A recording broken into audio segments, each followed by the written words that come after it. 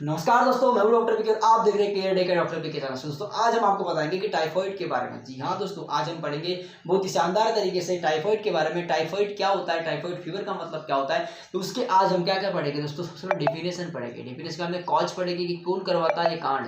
फिर पढ़ेंगे दोस्तों की डेफिनेशन क्या होती है, कॉज क्या होता है, उसका ट्रांसमिशन किस तरह से होता है, ट्रांसमिशन हो तो गया, अब उसकी पैथोफिजियोलॉजी क्या। जी हाँ भैया, ये होता कैसा है, बॉडी में प्रोसेस किस तरह से होती है। फिर हम पढ़ेंगे दोस्तों कि इसकी क्लिनिकल फीचर्स क्या होते हैं, बॉडी में जाने के बाद करता क्या है, इनका इंक्यूबेशन पीरियड कितना होता है। फिर हम बात करेंगे इसके आगे की भी, और उसमें दिया हुआ है कि इसका मैनेजमेंट किस तरह से करके क्योर कैसी होना है। जिंदगी जीना की नहीं, बस टाइफाइड होके मर जाए नहीं दोस्तों। तो बात करेंगे आज टाइफाइड के बारे में, बहुत इंपॉर्टेंट वाली बात है, तो सुनो अच्छे से, प्यार से कहना चाहते हैं टाइफाइड के बारे में। सबसे पहली बात करेंगे टाइफाइड मतलब क्या होता है। तो टाइफाइड मतलब क्या होता है दोस्तों, डेफिनेशन की बात करेंगे तो टाइफाइड एक ऐसा फीवर है कि typhoid fever also known as enteric fever. अब इसको एंटेरिक फीवर इसलिए बोला जाता है क्योंकि ये इंटेस्टाइन के अंदर से कॉज होता है। इंटेस्टाइन की मतलब बैक्टीरिया इंटेस्टाइन में जाता है, इस वजह से कॉज होता है, इसलिए एंटेरिक फीवर बोला जाता है। तो बात करेंगे दोस्तों an acute illness associated with fever. एक ऐसी एक्यूट इलनेस है, एक्यूट वीकनेस है ये, जो फीवर के साथ होती है और बाय बैक्टीरिया साल्मोनेला टाइफी। कौन कॉज करवाता है, ये कॉज करवाने वाला है यहाँ पे साल्मोनेला टाइफी नाम का बैक्टीरिया। जी हाँ दोस्तों, कोई भी चीज का एक उल्टा होता है,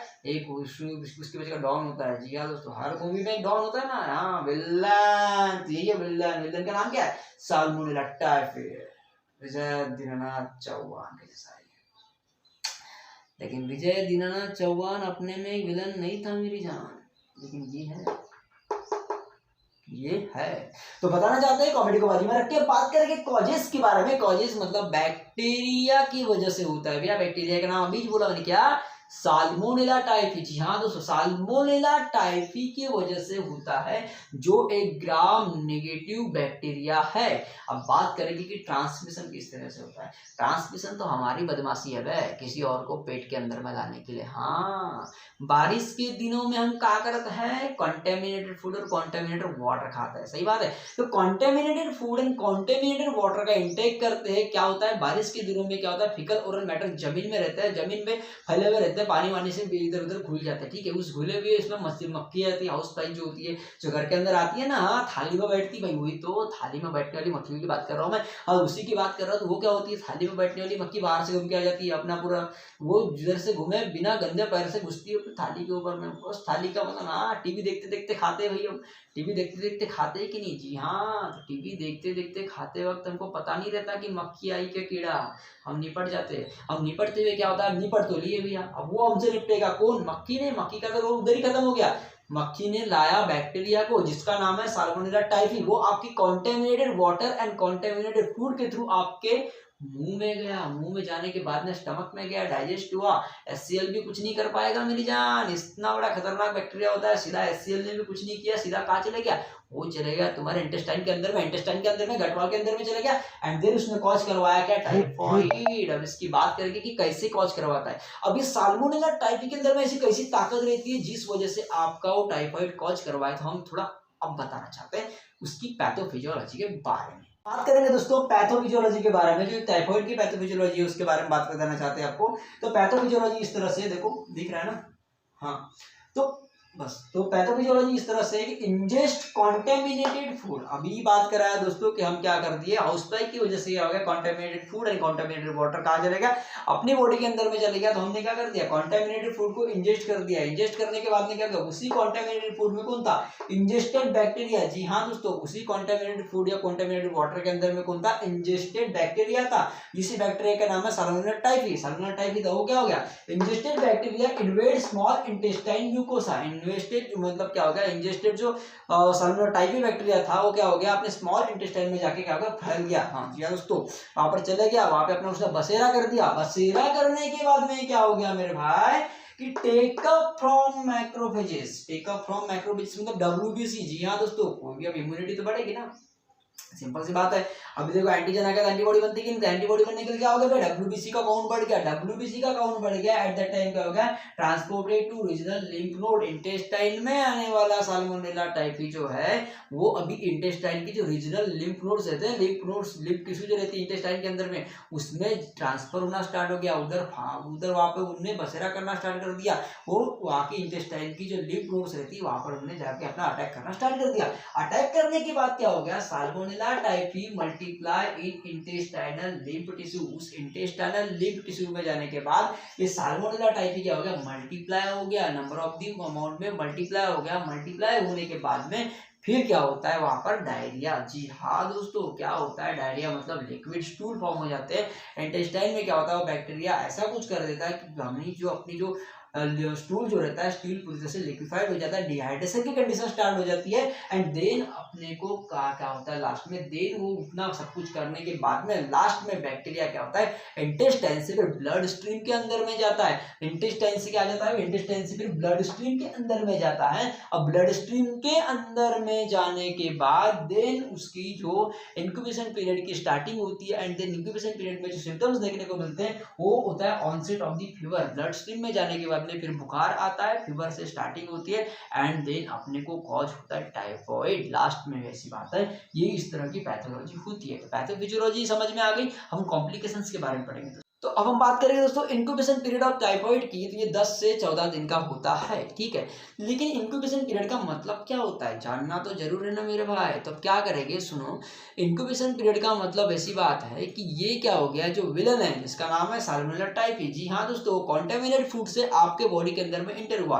तो जिस दिन वो इंटर हुआ उस दिन से जब तक वो इलाका तेरा धमाका मेरा डायलॉग नहीं बोलता, मतलब वो आपके बॉडी के अंदर में अपना खौफ निर्माण नहीं करता, मतलब वो अपने आपके बॉडी के अंदर में सिम्टम्स निर्माण नहीं करता, तब तक का जो टाइम होता है उसे इंक्यूबेशन पीरियड कहते हैं। मतलब आज अगर वो इंटर हुआ तो 10 से 12 दिन के बाद में आपके बॉडी में वो खौफ निर्माण करेगा। तो आज से जो 10 से 12 दिन होते हैं, आज से लेकर तो 10 से 12 दिन के बाद जो अपना खौफ निर्माण करेगा, अपना जो विलन वाला पावर दिखाएगा, उसको कहते हैं इंक्यूबेशन पीरियड, ठीक है दोस्तों। अब बात करेंगे दोस्तों क्लिनिकल फीचर्स की। तो क्लिनिकल फीचर्स की अपने बॉडी के अंदर में, क्लिनिकल फीचर्स का मतलब होता है कि उस टाइफाइड का जो साल्मोनेला बैक्टीरिया है उसके लिए उसके वजह से निर्माण होने वाले सिम्टम्स। तो क्लिनिकल फीचर्स का मतलब निकलता है सिम्टम्स क्या होते हैं। सिम्टम्स होते हैं दोस्तों 4 स्टेजेस में टाइफाइड के सिम्टम्स को डिस्टिंग्विश किया गया है। टाइप्स उसके स्टेज 1 अलग होता है, स्टेज 2 अलग होता है, स्टेज 3 अलग होता है, स्टेज 4 अलग होता है। चारों स्टेजेस के वीक्स अलग अलग होते हैं। चारों जो 21 दिन का जो होता है, 21 दिन के अंदर में चारों स्टेज अलग अलग देखने को मिलती है।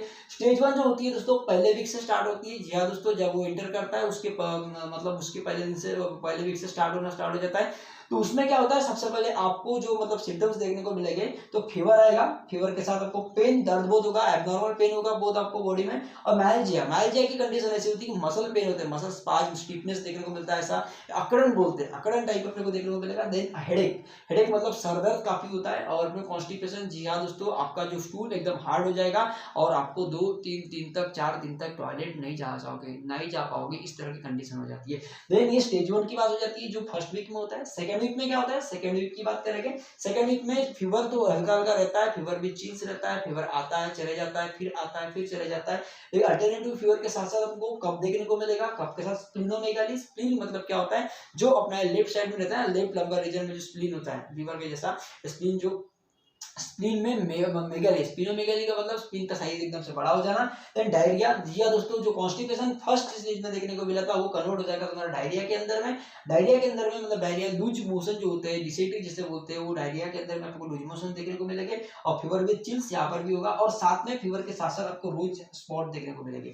ये रोज स्पॉट मतलब ऐसा है दोस्तों कि आपकी स्किन के ऊपर जो रोज मतलब रेड कलर के स्पॉटेड रेड कलर के धब्बे आते हैं, जैसे चिकन पॉक्स जैसे में होते हैं ना, उस टाइप से ये रेड कलर के स्पॉट्स देखने को मिलते हैं अपने स्किन के ऊपर। तो देन थर्ड स्टेज की बात करते हैं। थर्ड स्टेज आपको थर्ड वीक में देखने को मिलेगी। एंड थर्ड वीक में देखने को मिलेगी, ये थोड़ी सीवियर होती है। मतलब अभी तक कैसा है कि 15 दिन के अंदर में 21 दिन का टाइम पीरियड रहता है, 21 दिन में टाइफाइड निकल जाना चाहिए। लेकिन फिर भी अगर 21 दिन के टाइम पीरियड तक टाइफाइड अगर नहीं निकला तो अपने को थर्ड स्टेज देखने को मिलती है, जिसमें अपने को इंटेस्टाइनल परफोरेशन, जी हाँ दोस्तों, इंटेस्टाइन के अंदर में बैक्टीरिया की वजह से टाइफाइड हुआ था। अब क्या हो गया, बैक्टीरिया जा नहीं रहा है और एंटीबॉडी बनने के बावजूद भी अपना बैक्टीरिया नहीं जा रहा है। तो क्या होता है, तो उस समय क्या होता है कि ये इंटेस्टाइनल परफोरेशन देखने को मिलता है। जी हाँ दोस्तों, इंटेस्टाइन में से परफोर फॉर्म होते हैं, पोर्स फॉर्म हो जाते हैं, पोर्स फॉर्म होने की वजह से ब्लीडिंग होना स्टार्ट हो जाती है। इसलिए इंटेस्टाइनल, साथ में इंटेस्टाइनल हेमोरेज, जी हाँ दोस्तों, इंटेस्टाइनिंग से ब्लीडिंग होना स्टार्ट हो जाती है। और एक परफोरेशन मतलब बहुत सारे पोर्स वहाँ पे इंटेस्टाइन में देखने को मिल सकते हैं। एंड देन स्टेज 4 में क्या होता है दोस्तों, स्टेज 4 बहुत ही क्रोनिक होता है। जब कोई बंदा का मतलब टाइफाइड आराम ही नहीं हो रहा है, तो टाइफाइड एक कॉम्प्लिकेशंस के डिसीज पकड़ लेता है। जैसे मैं डिसीज में बताना चाहूंगा, तो यहाँ पर डिसीज ऐसे है कि स्टेज 4 में हाई फीवर, फीवर बहुत रहता है, फीवर के साथ साथ कॉम्प्लिकेशंस में देखने को मिलेगा आपको किडनी फेल। हाँ दोस्तों, मतलब ये फिर किडनी फेलियर कर सकता है, या फिर एंडोकार्डाइटिस कर सकता है, पेरिकार्डाइटिस कर सकता है, inflammation of the heart and then pancreatitis कर सकता है, मतलब इन्फ्लेमेशन ऑफ द पैंक्रियाज, ये कंडीशन कर सकता है, मेनिंजाइटिस कर सकता है। ऐसी बहुत सारे कॉम्प्लिकेशंस मतलब प्रेजेंट हो जाते हैं, कॉम्प्लिकेशंस तैयार हो जाते हैं जब ये टाइफाइड का जो 21 दिन का टाइम पीरियड के बावजूद भी अगर टाइफाइड आराम नहीं हो रहा है तो कुछ ऐसे इसके सिम्टम्स है। अपनी बात करेंगे दोस्तों मैनेजमेंट टाइफाइड की बात कर रहे हैं अपन, तो टाइफाइड के मैनेजमेंट की बात इस तरह से करेंगे कि देखो सबसे पहले बात वोमिटिंग हो रही थी, तो टाइफाइड का मतलब वही रहता है कि वोमिटिंग भी होती है, कभी कभी किसी को वोमिटिंग की कंडीशन देखने को मिलती है, लेकिन खास करके अपने को डायरिया देखने को मिलता है, तो यहाँ पे डिहाइड्रेशन की कंडीशन आ जाती है, बॉडी का जो वाटर लॉस होता है। ऐसे में फ्लूइड इंटेक किया जाता है, तो फ्लूइड में अपन फ्लूइड मैनेजमेंट करते हैं, जैसे एनएस हो गया, आरएल हो गया, इनका इंटेक करते हैं। देन कुछ एंटीबायोटिक्स होती है, क्लोराम्फेनिकॉल हो गया या फिर सेफ्ट्रिएक्सोन हो गया, इस तरह के एंटीबायोटिक्स का यूज करके अपन बैक्टीरियल को इन्फेक्शन को दूर करा सकते हैं। और बाद में कुछ ऐसी मतलब प्रोपाइलिटिक एंटीबायोटिक्स के साथ साथ और भी काफी कुछ चीजें होती है, जैसे कि फीवर वगैरह आ गया तो हम पैरासिटामोल वगैरह यूज करते हैं, तो इनसे भी अपन क्या कर सकते हैं, इनका पूरा मैनेजमेंट करके टाइफाइड को क्योर कर सकते हैं। तो यही आज का टाइफाइड के बारे में बताना चाहते थे अपन, टाइफाइड को इस तरह से हम बताए, तो होप सो कि आपको समझ में आया होगा टाइफाइड क्या होता है। और आगे हम बताना चाहते हैं निमोनिया के बारे में, तो हमें आपका साथ चाहिए, तो वैसी दो वीडियो लाते रहेंगे। इसके पहले भी मैं वीडियो लाया था डायबिटीज मेलाइटिस के बारे में, ग्रुप में है, देख लीजिए एक बार। और काफ़ी कुछ मैं शॉर्ट्स बनाते रहता हूँ, वो भी आपके देखने के लिए बहुत काफ़ी अच्छे हैं। सो थैंक यू दोस्तों, आपका साथ, आपका हेल्प मुझे मिली और आपका इतना टाइम आपने मुझे दिया, इसलिए बहुत थैंक यू।